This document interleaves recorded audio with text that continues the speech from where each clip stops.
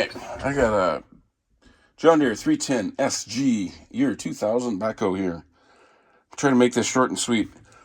Complaint: coolant temperature gauge intermittently not working. Code, it won't come up now. I got stuff disconnected. So that code is F450. Input voltage low coolant sensor. That's what that is. Input voltage low coolant sensor, F450 code. Intermittently come up was a complaint. Started it up. It seemed to not be so intermittent to me. It seemed to come on as it warmed up. It got so warm, and then it would come on. I'd shut it off, let it cool off, and then it would come back on as it warmed up to that point again. They were told probably a shorted wire. That would make sense, especially with intermittent connectors. It bounces around, rubs on things. That was a thought. So I do have manuals for this. I got schematics for this. I didn't think I would. Told the customer I'd probably have to buy some. They sent me a couple books. They didn't have that in there, but I happen to have it. So here's the coolant sensor right there. They replaced it. That didn't fix it. Here's the connector. I got a little probe here. I got another one here. Those guys have pins in them, so they're non-destructive. There's a whole bunch of pins in this kit I got. So you can put in there, check tension on it. Everything felt good there. So what I did is, here's the engine controller. So this harness doesn't run all the way up to the gauge at all. Up in the cab, doesn't go, up through the cab and up to the gauge. Excuse me, I got a cold here too. All it does is from the sensor, wraps around to the ECU, so it's probably not even 2 feet of wiring.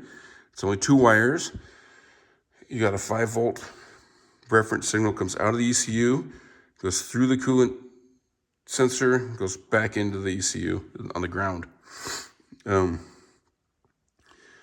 What I found is this thing is not putting out 5 volts, it's putting out 0.6 volts. As it warmed up, that voltage would drop.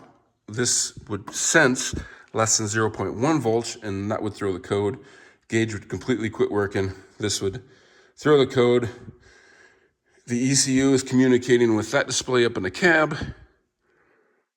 Completely quit working. It's a CAN bus connection between the two. So that's what I found out. Bad ECU, not putting out enough voltage. Customer went down to Great Falls, RDO, John Deere. They stocked an ECU. That should say something. They got that for me. Reading the manual, I thought it was just some diagnostics, push select button, go through this tree menu on this little tiny LCD display up here. You go through this menu and beep, beep. Go through this menu and this will read out.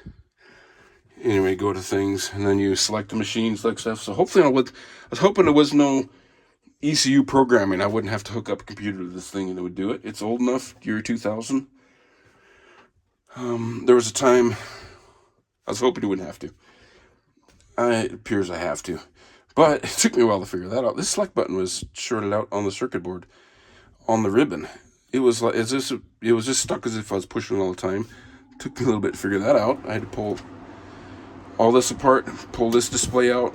This comes apart pretty easily, luckily.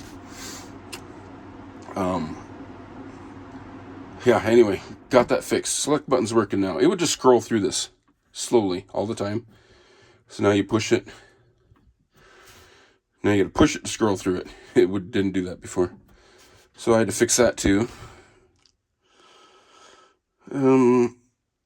Went through the stuff. I got a code that comes up now when the new ECU is connected. I got the old one connected now. So right now it'll run. I'll just start it here. Right now, let me think. Gotta make sure I'm not gonna. Yeah, I'm good to start it. Uh-oh. What happened there? Okay, more fixing. How fun. Hopefully that's pretty simple. I just lost main battery connection here somewhere, it looks like. Oh, nice. So, we won't start it.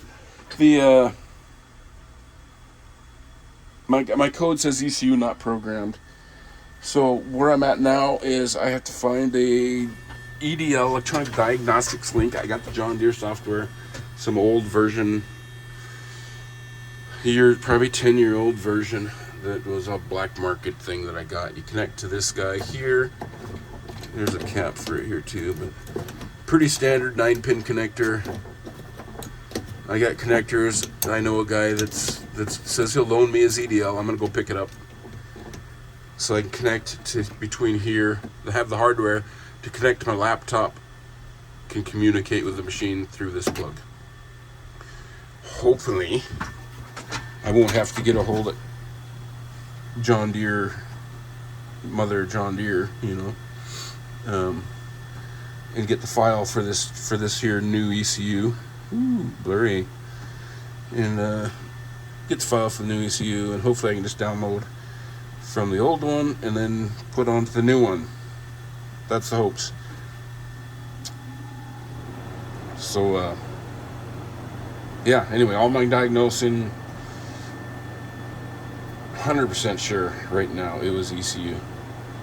That was bad. I plug in the new one, I get good 5-volt reference then instead of 0.6 volts that I had before, reference voltage for the coolant sensor. That seems to definitely be better. It is definitely better. Now I just got to get the new ECU programmed. So, part 2 coming up. A couple hours more. Go run and get it. Be back in a couple hours. Borrow an EDL, a John Deere EDL, because trust me, I've tried this. No other connector. They have this proprietary connector. I have all sorts of connectors here. Cat, Nexic, Cummins. I don't have case. What's beeping at me? Oh, it came back on. That's interesting. That's nice. I love intermittent problems. I like diagnosing. I really enjoy this stuff. I actually do. So, I'll have to get an EDL. Be back. Try to keep this video short. Part 2 coming up.